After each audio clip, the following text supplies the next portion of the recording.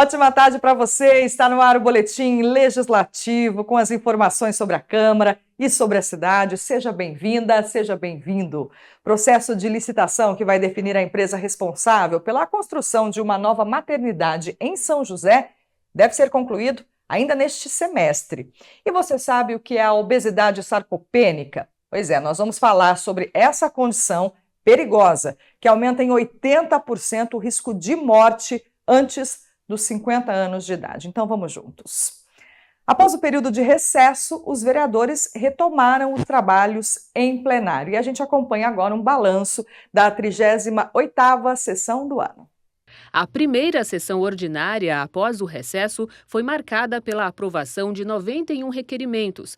Entre eles está a solicitação de um estudo à concessionária responsável pela rodovia Carvalho Pinto para a criação de um acesso ao bairro Jardim São Judas Tadeu. Os parlamentares também aprovaram a criação da Frente Parlamentar de Proteção do Emprego e Mitigação dos Efeitos do Tarifaço imposto pelo governo dos Estados Unidos. Outro documento dirigido à Caixa Econômica Federal pede providências com relação aos munícipes que aguardam serem contemplados no programa Minha Casa Minha Vida. Além disso, os vereadores solicitam a poda de árvores à concessionária de energia e a intensificação das rondas da PM nos bairros Jardim da Granja, Centro, Jardim Oriente, Jardim das Indústrias, Jardim Satélite e Vila Mascarenhas. Durante a sessão, também foram lidas indicações que apontam melhorias e serviços de manutenção em vias e áreas públicas, como sinalização e recapeamento, implantação de espaço canino no Jardim Paraíso, de um PEV no Jardim da Granja, de abrigo em ponto de ônibus no bairro Costinha e de L-ponto junto ao Hospital Municipal para facilitar resgates aeromédicos realizados pela Polícia Militar.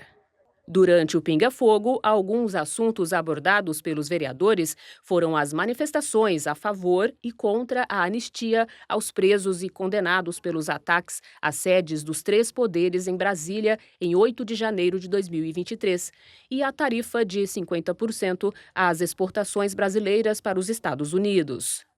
As sessões da Câmara são realizadas todas as terças e quintas, com transmissão ao vivo a partir das 4 horas da tarde. Você pode acompanhar os trabalhos em plenário na íntegra no nosso canal do YouTube. Agora a gente traz uma notícia triste. A folclorista Ângela Savastano morreu nesta terça-feira aos 93 anos de idade. Formada em Ciências Sociais, ela dedicou boa parte da vida aos estudos sobre as tradições populares e é altamente reconhecida pela sua contribuição à cultura regional. Nascida em Campo Grande, subúrbio do Rio de Janeiro, Ângela Savastano veio para São José dos Campos em 1945. Na cidade, ela se casou e teve 7 filhos. Ao longo da vida, se dedicou aos estudos das tradições populares. Frequentou a Escola de Belas Artes em São José, onde se formou em Ciências Sociais. Ângela fez parte da Comissão Municipal de Folclore, criada pela Fundação Cultural Cassiano Ricardo. Entre as propostas apresentadas pela estudiosa está a criação do Museu do Folclore, que reúne um acervo sobre a identidade regional. Também fundou o Centro de Estudos da Cultura Popular e ajudou a criar o bloco carnavalesco Pirô Piraquara. Pelas redes sociais, a Fundação Cultural Cassiano Ricardo manifestou o profundo pesar pelo falecimento da renomada folclorista. A nota afirma que, neste momento de grande tristeza, a Fundação se solidariza com os familiares, amigos, colegas e admiradores de Ângela Savastano e reafirma o compromisso de honrar e dar continuidade à sua obra e aos valores que ela defendeu ao longo da vida. O velório acontece no Parque das Flores até às 4 horas da tarde. Que a paz e o conforto estejam com a família e com os amigos nesse momento difícil. Nossos sentimentos. Vamos ver como é que fica o tempo aqui na cidade na tarde de hoje e também amanhã. A tarde desta quarta-feira é de sol com muitas nuvens durante o dia e períodos de céu nublado, sem previsão de chuva. A máxima é de 21 e a mínima de 13 graus. Já para quinta-feira, a previsão é de muitas nuvens, com aberturas de sol no decorrer do dia. Também não há previsão de chuva. A máxima será de 24, com mínima de 12. nosso assunto agora é saúde. O processo de escolha da empresa que vai ficar responsável pela construção de uma nova maternidade aqui em São José deve ser concluído ainda neste semestre. A unidade vai funcionar na Vila Industrial e vai contar com cerca de 150 leitos. As futuras mamães de São José dos Campos ganharão uma nova maternidade. O espaço criado para descentralizar os atendimentos do Hospital Municipal deve garantir mais conforto e um atendimento mais humanizado nesse momento tão aguardado. Hoje, a capacidade instalada para a prestação de serviços dessa natureza abrange cerca de 2.000 metros quadrados. E a nova maternidade proporcionará, só de área construída, 10.000 metros quadrados aproximadamente, então ampliando em pelo menos 5 vezes a capacidade instalada. A nova maternidade deverá funcionar no terreno que hoje abriga o tiro de guerra. O local foi escolhido pelo tamanho da área, que vai permitir a construção de um prédio muito maior que o da atual maternidade. Para os moradores, a unidade vai reforçar os atendimentos na saúde em São José. A cidade de São José está muito grande, né? Realmente é necessário, sim, seria muito bom, se for acontecer de verdade. Eu acho que se for para o bem do povo vai ser melhor, se for para o bem do povo, agora senão deixa do jeito que está mesmo. Segundo a Prefeitura, o investimento deve chegar em até 77 milhões de reais. Desse valor, 60 milhões são aportados pelo governo federal através do Programa de Aceleração do Crescimento, o PAC. A maternidade terá 150 leitos, contando com UTIs maternas e neonatais. A expectativa é que a unidade atenda até 500 partos por mês. Na média, São José dos Campos, por meio do Hospital Municipal, realiza cerca de 500 partos mensais. Agora, com a nova maternidade, essas mães e bebês serão atendidos num novo espaço, com mais conforto e promovendo saúde e assistência. Membro da Comissão de Saúde da Câmara Municipal, o vereador Sidney Campos comenta que é responsabilidade do poder público promover melhorias para a população. Segundo ele, é fundamental que os poderes trabalhem em harmonia e os parlamentares irão fiscalizar as obras para que a maternidade seja entregue no prazo e com economia de recursos. Sim, nós acompanhamos todo o processo, de licitatório. Agora nós vamos acompanhar também o processo da assinatura, do termo de contratação da empresa e fiscalizar presencialmente a construção desse importante equipamento público aqui para São José dos Campos, aonde a gente vai ter uma melhoria significante no atendimento às mulheres da nossa cidade. Para dar início às obras, a Prefeitura espera concluir o processo de licitação e definir a empresa responsável pelo projeto. A expectativa é que o processo deva ser finalizado nos próximos meses para que a construção comece ainda este ano. O processo hoje está em fase de licitação, houve 10 empresas interessadas, é uma modalidade de licitação que analisa técnica e preço, então em breve nós teremos novidades com relação à nova maternidade, com previsão de emissão de ordem de serviço ainda em setembro. Acumular gordura na região do abdômen e perder massa muscular costuma ser uma condição muito comum durante o processo de envelhecimento. E agora, uma pesquisa realizada pela Universidade Federal de São Carlos mostrou que esses dois fatores aumentam em mais de 80% o risco de morte após os 50 anos. Silenciosa, difícil de diagnosticar e potencialmente fatal. A obesidade sarcopênica é uma condição que combina dois fatores perigosos: aumento da gordura abdominal com a perda de massa muscular, e está ligada à fragilidade, quedas e doenças crônicas. E um estudo da Universidade Federal de São Carlos, em parceria com uma universidade do Reino Unido, mostrou que esse tipo de obesidade pode aumentar em mais de 80% a chance de morte em pessoas acima dos 50 anos. Você soma o risco da gordura visceral, abdominal, que já aumenta o risco de doenças cardiovasculares, bem como soma o risco da sarcopenia, que é a redução de massa muscular. Então, que também exacerba mais doenças e pode gerar fraturas e quedas. Então, são os riscos das duas somadas. E aí vai aumentar mais a mortalidade. O estudo acompanhou mais de 5.000 pessoas por 14 anos no Reino Unido. A pesquisa foi liderada por um brasileiro e provou que é possível identificar os riscos com medidas simples, como a circunferência da cintura, sem a necessidade de exames caros. Primeiro, é bastante difícil nós medirmos a quantidade de massa muscular e a quantidade de gordura corporal, porque elas exigem alguns exames mais fidedignos, que são mais caros e mais difícil acesso. Nós resolvemos usar duas medidas muito mais fáceis, baratas, práticas e rápidas, que podem ser usadas em qualquer consultório, que é a medida da circunferência da cintura com uma fita métrica e uma equação matemática, que através dela, usando os dados de idade, sexo, raça, peso e altura, nós conseguimos estimar a massa muscular dessas pessoas idosas. Os voluntários da pesquisa foram divididos em níveis. Quem teve a baixa massa muscular, junto com o acúmulo de gordura na barriga, foram os que apresentaram mais riscos, com 83% de chance de morte. Quem teve baixa massa muscular, mas sem a gordura abdominal localizada, o risco de mortalidade foi de 40%. Por último, quem conseguiu manter a massa muscular, mesmo apresentando índices de gordura abdominal, não tiveram os riscos aumentados. Ou seja, a massa muscular é fundamental para preservar a saúde. A gordura abdominal gera uma inflamação que ataca o corpo e acelera a perda de músculos. Já a massa muscular funciona como um escudo, controla o açúcar no sangue, combate a inflamação e protege o coração.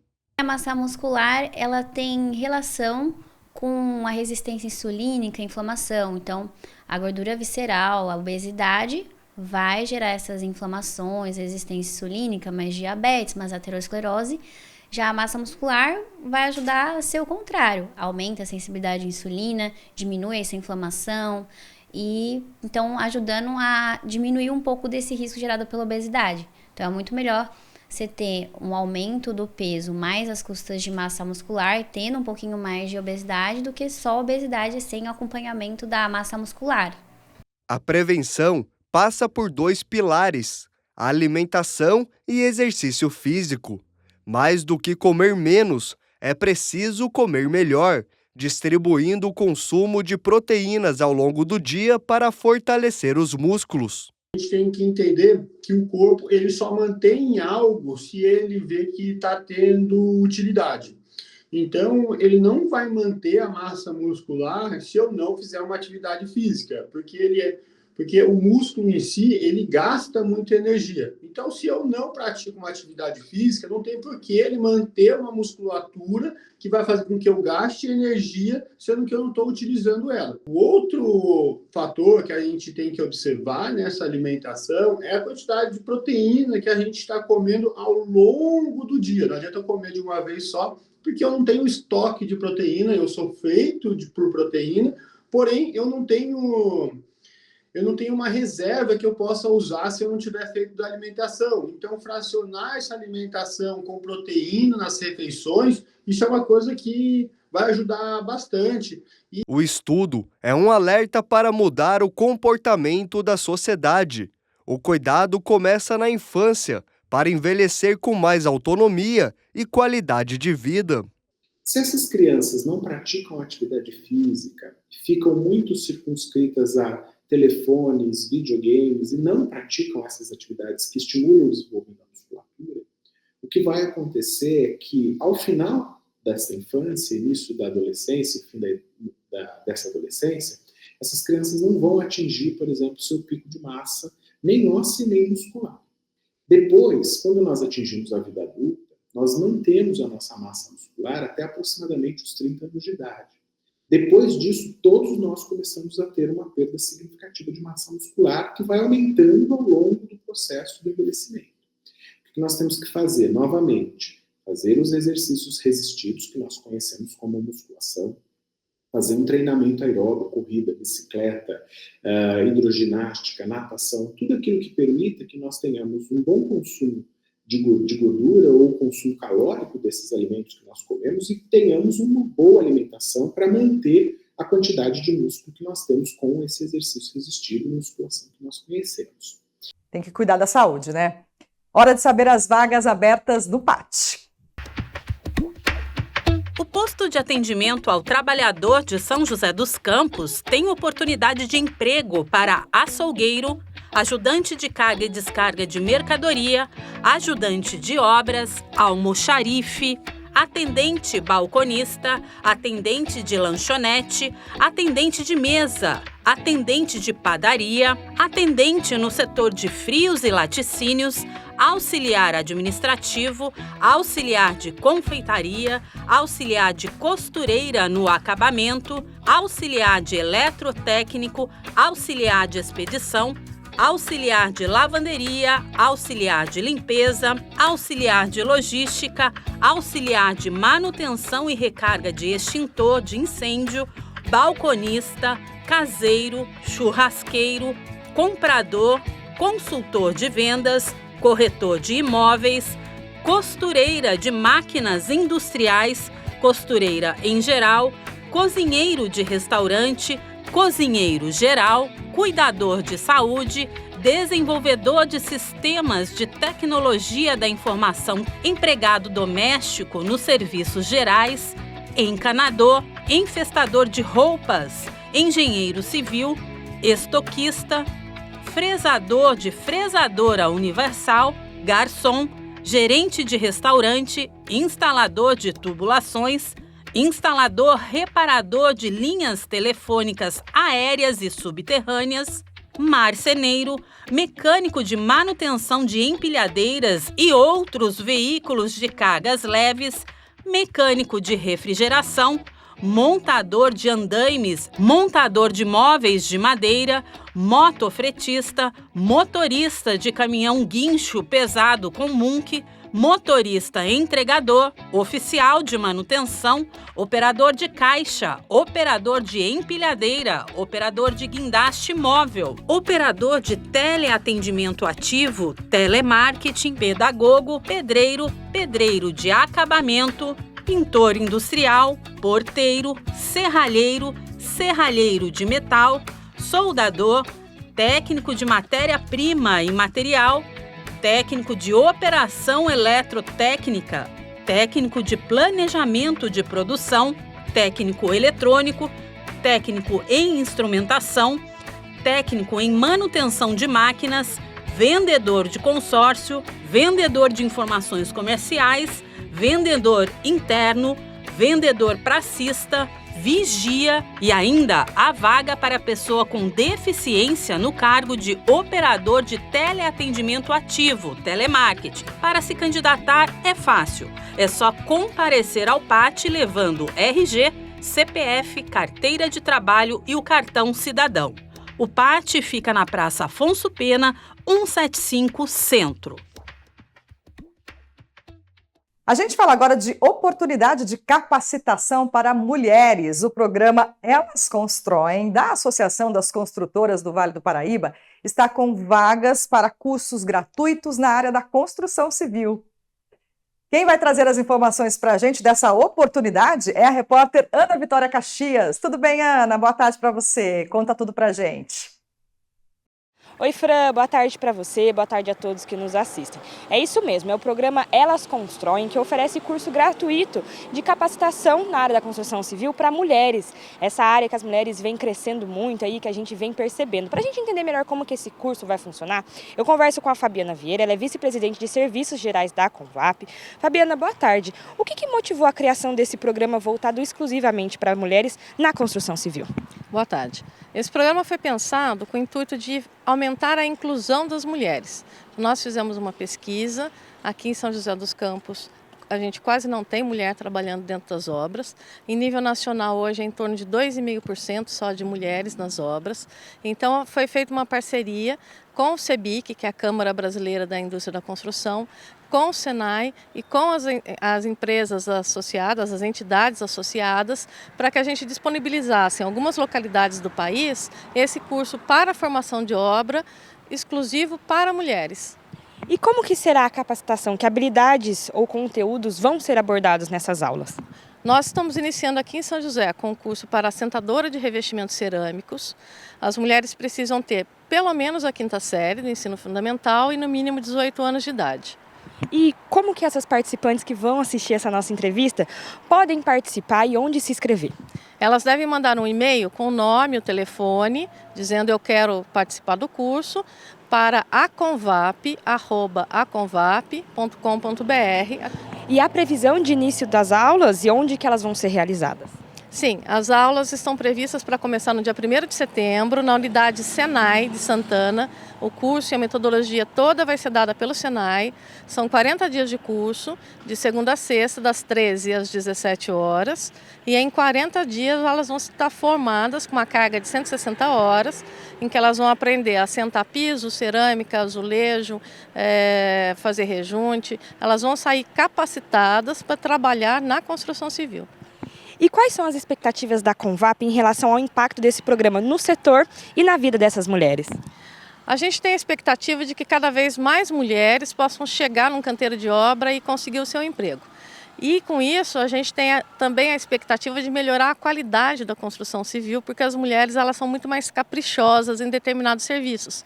Elas têm mais cuidado, elas têm mais habilidades manuais do que os homens. Então a nossa expectativa é começar agora com o assentamento de pisos e azulejos, depois passar a ter uma turma de repente de pintura e aí para instalações elétricas, hidráulicas. Então todo serviço que exige mais habilidade do que força, a gente espera incluir as mulheres e que isso passe a ser normal de agora em diante, ter mulheres trabalhando nas obras.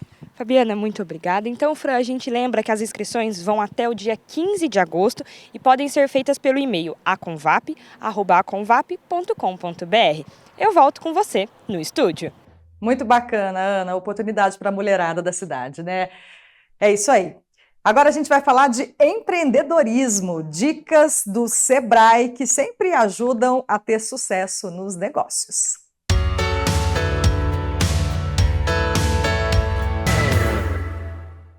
Olá, meu nome é Paulo Sereda, eu sou gerente regional do Sebrae para a região de São José dos Campos. Hoje vamos falar sobre a equação, automação, produtividade, personalização para o meu cliente. Veja, a automação pode justamente trazer soluções para que você entenda melhor as demandas do seu cliente e possa trabalhar de maneira mais personalizada. Um exemplo rápido disso são as impressoras 3D, em que você pode fazer peças com elevado nível de customização em alguns mercados, atendendo exatamente a expectativa que o seu cliente tem. A automação pode ser nos processos para deixar mais ágil e o seu cliente ser atendido com maior rapidez. Ele vai ficar muito mais feliz se ele tem a expectativa de que o tempo seja curto. A automação também significa que eu invista algum tipo de tecnologia e transforme processos que eu já tenha desenhado. Dica para você: primeiro entenda os processos, entenda seu cliente, depois pense em alternativas de automação que vão ao encontro da satisfação da expectativa que o seu cliente tem.